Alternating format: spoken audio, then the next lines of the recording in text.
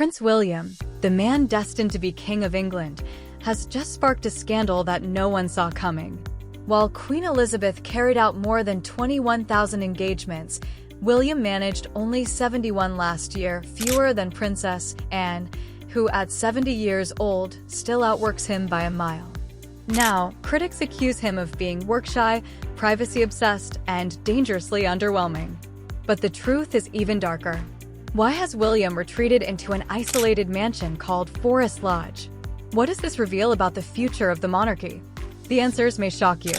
Welcome to Celebrity Watchline, your source for scandals, viral moments, and pop culture deep dives. Hit subscribe so you don't miss the secrets Hollywood and the royals don't want you to know. Prince William, future king, eldest son of Diana and Charles, and once hailed as the hope of the monarchy. For years, the narrative was simple.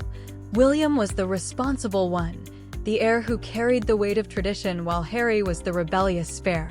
The press painted William as serious, steady, the one destined to hold the monarchy together in a turbulent age.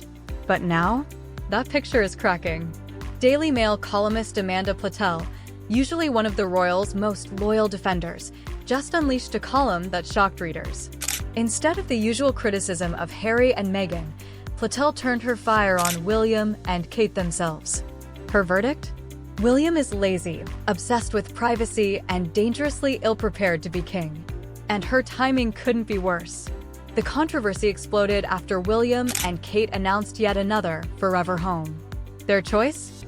Forest Lodge, a secluded 8-bedroom mansion on the Windsor estate. William reportedly insists this is where he'll live forever, even once he ascends the throne. But far from reassuring the public, the decision raised red flags. What kind of king locks himself away in a private fortress, cut off from the people he's meant to serve? Platell didn't hold back. She called William a control freak, warning his obsession with shielding his family could backfire disastrously when he takes the crown. According to her, his stubborn demand for privacy isn't just a quirk, it's a danger to the monarchy itself. And then came the comparison no one could ignore. While Queen Elizabeth gave her life to public duty, more than 21,000 engagements, often into her 90s, William managed only 71 last year. Princess Anne, now in her 70s, completed nearly 500 engagements, even after being injured by a horse. Charles, despite battling cancer, still carried out more than 370. Against those numbers, William's effort looks not just weak, but insulting. The criticism hit hard because it feeds into whispers that have lingered for years. William is lazy, insulated, and uninterested in hard work. For a future king, that's a devastating reputation to acquire. And Forest Lodge only adds fuel to the fire. Locals describe the mansion as about as isolated as you can get, tucked away down private roads and outside Windsor's security perimeter. William has already made it clear he doesn't plan to host official events there, unlike his father and grandmother, who opened their residences to the public. For royal watchers, the message is loud and clear. This isn't a home for the monarchy. It's a bunker. Then there's the uncomfortable question of privilege. As heir to the throne, William already receives an estimated £23 million a year from the Duchy of Cornwall, part of an estate worth nearly £1 billion. Yet with all those resources, his charitable work remains underwhelming. Kate's early childhood initiative is described as worthy but forgettable. William's Earthtop Prize, though high-profile, pales compared to his father's Prince's Trust, which helped more than 1 million young people. Compared to Diana walking through minefields, William and Kate hugging trees just doesn't impress. But here's the twist, Platell's column may be more than just criticism. Some insiders believe this sudden shift in tone signals deeper tensions inside the firm. For years, the media protected William and Kate while attacking Harry and Meghan. Now, cracks are starting to show. Is the press preparing to turn on William the way it once turned on his Uncle Andrew? One thing is certain, William's move to Forest Lodge and his underwhelming public role are not going unnoticed. And this may just be the beginning of a scandal that questions whether he's fit to be king at all. Because as damaging as these criticisms sound, the backlash is about to get even worse when whispers of cover-ups, isolation, and a monarchy on the brink start surfacing. Every royal scandal follows a familiar script. First come the whispers, then the denials, then the smoking gun, and finally, the public backlash that cannot be contained. Prince William's work-shy king controversy is no different. The first signs came long before the Daily Mail's column. Quiet complaints about William's light workload have been circulating among royal watchers for years. Palace aides tried to frame it as modern parenting. William and Kate wanted a normal childhood for their kids, shielding George, Charlotte, and Louis from the glare of public duty. But behind closed doors, staffers grumbled that William simply didn't want to work. Compared to and/or even Charles in his 70s, William was barely visible. Royal commentators whispered about his preference for long weekends and his habit of disappearing from public view for weeks at a time. And then came the leaks. In private briefings, insiders admitted that William often pushed back against scheduling more engagements. He preferred to keep his appearances high impact but limited. Translation: do less, but make it look like more. Would you be okay with a future king working part-time if it meant protecting his kids' privacy? Comment yes for family first, no for duty first. When whispers of laziness began reaching the press, the palace fought back.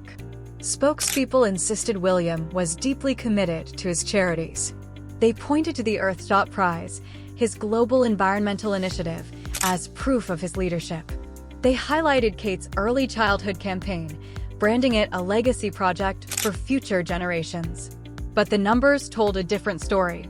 Earthshot's star-studded events grabbed headlines, but participation was shallow compared to Charles's decades of hands-on charity work. Kate's speeches about children's development felt polished but vague, with critics calling them PR without substance. The palace spin machine kept insisting William was redefining the role of a modern king. He would balance family life with duty, privacy with tradition. But the denials only fueled suspicion. If William really was hard at work, why were his engagement numbers so embarrassingly low? Even loyal monarchists began to wonder, was William simply hiding behind the language of modern parenting to justify doing less? Then came the Forest Lodge bombshell. When William declared he and Kate would live in this secluded mansion forever, even after becoming king, it sent shockwaves through royal circles. Unlike Clarence House, which Charles uses to host world leaders, Forest Lodge is completely private. No official functions, no audiences, no public access. In other words, the future king has chosen a hideout over a headquarters. The symbolism was impossible to ignore. Critics argued that William's retreat represented not just a personal choice, but a fundamental misunderstanding of kingship itself. A monarch cannot vanish behind walls. Platel's column crystallized what many had been whispering. William's obsession with privacy was not an innocent family preference, it was a red flag for the monarchy. And the comparison stung. While Elizabeth smiled through thousands of handshakes and endured decades of press scrutiny, William seemed determined to shield himself at any cost. Once the press broke the silence, the backlash snowballed. Social media lit up with criticism. Some users mocked William with hashtags like #WorkShyWilly and #PartTimeKing. Memes comparing him to Princess and still riding horses and cutting ribbons well into her 70s went viral. Others accused William of being a hypocrite, demanding privacy while enjoying millions in royal privilege. Supporters tried to defend him, pointing to his traumatic childhood, his mother's death, and his desire to protect his children. But critics shot back. If he doesn't want the job, he shouldn't take the crown.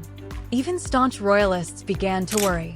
The monarchy's survival depends on public support, and younger generations already see the institution as outdated. A YouGov poll revealed only 29% of Gen Z think the monarchy is good for Britain. With William presenting himself as an absent, part-time king, that number could plummet even further. And then came the harshest blow, comparisons to Prince Andrew. While no one accused William of Andrew's scandals, commentators drew parallels in tone, a privileged royal retreating into isolation, unwilling to face the public. For an heir to the throne, the optics couldn't be worse.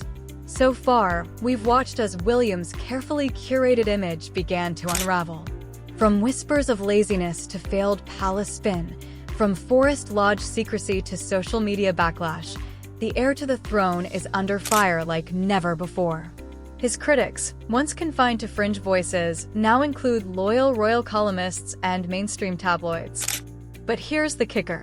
This may only be the beginning. Because according to insiders, William and Kate's retreat into privacy isn't just about protecting their children. Some claim it's part of a secret arrangement, a deal struck after last year's mysterious Kate disappearance saga. Could the move to Forest Lodge be connected to something much bigger? Before we wrap this up, there's one last detail that changes everything: the possibility that William's isolation isn't just a personal choice, but a sign of a monarchy in crisis. The fallout from Prince William's Yorkshire King scandal was swift and brutal. Once the tabloids broke ranks, the story spiraled across social media, TV pundit panels, and even late-night comedy shows.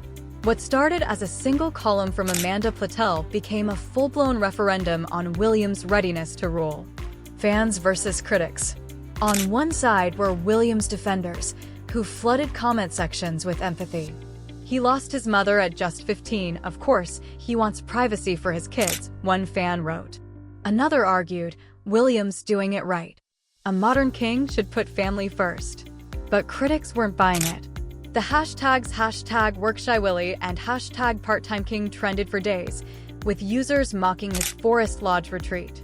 Memes comparing William to his grandmother were especially cutting. Elizabeth, still waving from balconies in her 90s. William, hiding in a mansion at 42. One viral tweet summed up the mood. If and can outwork him in her 70s, what excuse does he have? Media coverage splits wide open. The press, too, became divided. Some outlets doubled down on defending William, insisting that the monarchy needed to modernize or die. They framed his privacy obsession as a bold break from outdated traditions. But the cracks kept widening. Columnists who once bent over backward to shield William began publishing damning think pieces. Can William ever fill his grandmother's shoes? And the future king who doesn't want the job. Even royal-friendly TV hosts couldn't resist the bait. One morning show panelist joked, if William worked any less, he'd qualify for unemployment benefits. The audience roared, and the clip went viral. Insiders stir the pot. Then came the whispers from inside palace walls. Anonymous sources suggested William and Kate's retreat to Forest Lodge wasn't just about family. It was about distance. Distance from the press. Distance from royal duty. And, according to some, distance from Charles himself. Rumors swirled that Charles, still recovering from cancer treatment, was deeply concerned about William's workload. Others claimed palace aides were scrambling behind the scenes, worried that William's reputation was unraveling just as Charles's reign entered a fragile stage. And there was an even darker rumor that the move to Forest Lodge was part of an arrangement quietly negotiated after last year's Kate saga. If true, it suggests William and Kate are carving out a semi-detached royal existence, one foot in the monarchy, one foot firmly out. What do you think? Is William protecting his family or protecting himself? Comment family if you side with him, crown if you think he's shirking duty. The global stage reacts. Internationally, the fallout was equally stark. American late-night hosts joked about the part-time king. European commentators compared William to minor royals from fading monarchies, once glamorous, now reduced to ceremonial ribbon-cutting. The most brutal coverage came from Australia, where one commentator declared, William's retreat is a luxury the monarchy cannot afford. If he wants privacy, he should abdicate before he begins. And yet, not all was negative. Some argued this backlash proved how desperately the monarchy needs to evolve. If William can successfully balance privacy with symbolic duty, he might still redefine what it means to be king in the 21st century. But here's the haunting question hanging over the fallout. Can William survive this storm without making radical changes? Or is this the first glimpse of a monarchy already in collapse? Because as the backlash rages, the bigger picture looms, and the comparisons to past scandals, from Edward VIII to Andrew, raise one chilling possibility. What if William's reign is remembered not for saving the monarchy, but for ending it? Every royal scandal eventually fades from the headlines, but the damage it leaves behind can last for decades. With Prince William, the question isn't just whether he can bounce back from being branded work-shy, it's whether the monarchy itself can survive if he doesn't change course. The shadow of the crown. To understand the stakes, look no further than William's predecessors. His grandmother, Queen Elizabeth, built her reign on relentless duty, thousands of engagements, a lifetime of stoicism, and a constant presence in the public eye. She gave the monarchy stability in an era when almost every other European crown was shrinking into irrelevance. William's father, Charles, weathered decades of scandal but ultimately earned respect through his commitment to service, especially his creation of the Prince's Trust, which changed millions of lives. Even his harshest critics concede, Charles worked. Now compare that to William. His numbers are paltry. His initiatives, however noble, lack impact. His insistence on privacy is alienating supporters who want a monarch they can see, not one hidden behind the gates of Forest Lodge. If the monarchy is a brand, then William looks less like the CEO and more like a reluctant intern. Generational pressure. And here's where the problem becomes existential. Younger Britons are already skeptical of the monarchy. A 2024 YouGov poll showed only 29% of Gen Z think the monarchy is good for Britain. That's not just apathy, that's a rejection. For older generations, the monarchy was tradition. For Gen Z, it looks increasingly like privilege without purpose. And when the figurehead of that system, the future king, is seen as lazy, aloof, and disengaged, the very foundation cracks. One commentator put it bluntly, if William can't prove the monarchy matters, Gen Z will be the generation that abolishes it. The redemption arc or the downfall. So, what are William's options? On one hand, he could double down, keep hiding at Forest Lodge, keep insisting on privacy, keep doing the bare minimum while framing himself as a modern dad.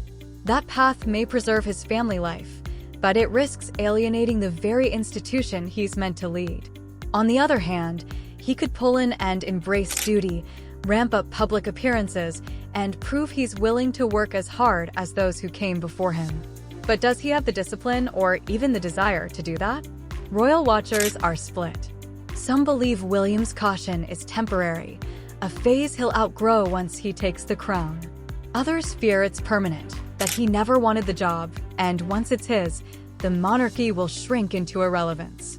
The dramatic takeaway. Which brings us to the chilling conclusion. William may not just be underwhelming, he may be the monarch who presides over the collapse of the British royal family. When future historians look back, they may not remember the glamorous weddings or the glossy photos. They may remember Forest Lodge, the mansion where a king hid from his people. What do you think? Can William redeem himself, or is he destined to be remembered as the king who let the monarchy fade into pure vanilla? Comment redeem if you believe in his comeback, collapse if you think it's already too late. But before we wrap this up, there's one last twist. Because while William faces his own crisis, another royal scandal is already brewing, one that could make his troubles look tame in comparison. After all the dust has settled, one truth is impossible to ignore. Prince William is no longer the untouchable golden boy of the monarchy. The carefully polished image of a steady, dutiful heir has been replaced by whispers of laziness, accusations of privilege, and a growing sense that he simply doesn't want the job. The move to Forest Lodge, sold as a forever home, now looks less like a family milestone and more like a bunker. A retreat. A symbol of a man who wants the crown on his head, but the world kept at arm's length. And maybe that's the tragedy here. William was once the great hope of the monarchy, the boy who carried Diana's legacy. Now, critics wonder if his reign will be remembered not for revitalizing the crown, but for letting it fade into irrelevance. So I'll leave you with this. Is William a protective father reshaping the monarchy for modern times, or the reluctant king who could preside over its downfall? Thanks for watching Celebrity Watchline.